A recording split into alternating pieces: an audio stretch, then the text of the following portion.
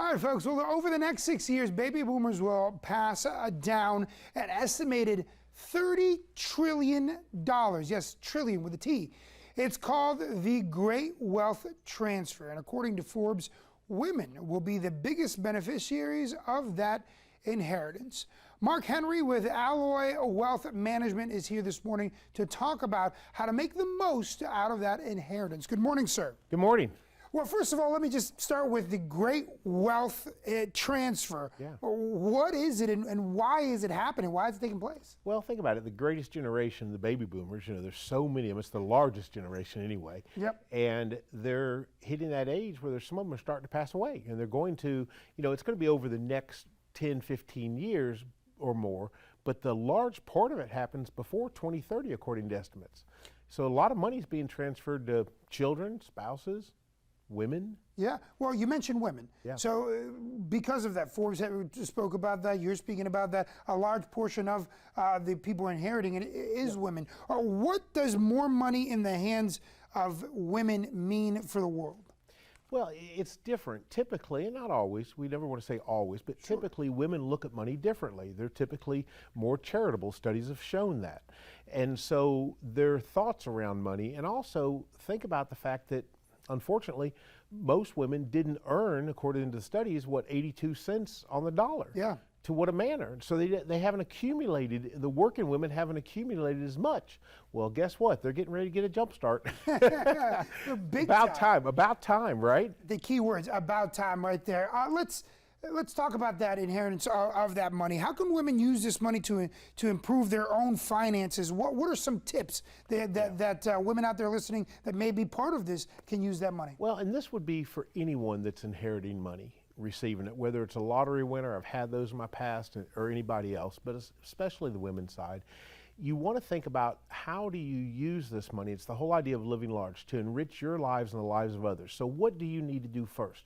Do you have credit card debt? Mm-hmm. Ooh, do you have other debt? Do we need to pay down debt? Do we have an emergency fund? Have we saved? What have we put away for retirement? Does this money need to go into Roths? And this is where true financial planning comes into play, because it's going to be different for everybody that inherits. But you have to look, not some cookie cutter plan. You're going to need your own plan. Remember, whose money is it in the first place? It was left to you. It's yours. What's important to you? That's where we have to start. And at the end of the day, that plan could be different from person to person. It Like should you mentioned, be. It's not a cookie cutter. It's depending on the person, depending on the financial position and the inheritance. Right. This wealth is designed and was left to you to be used to enrich your lives and the lives of others in the ways that you want to, not the way your financial advisor wants to use it. It's not his money or her money. You have to build a plan that works for you. Now, what are some of the factors that women should consider when they're out there looking for an FA, out there looking for somebody to help them navigate those waters?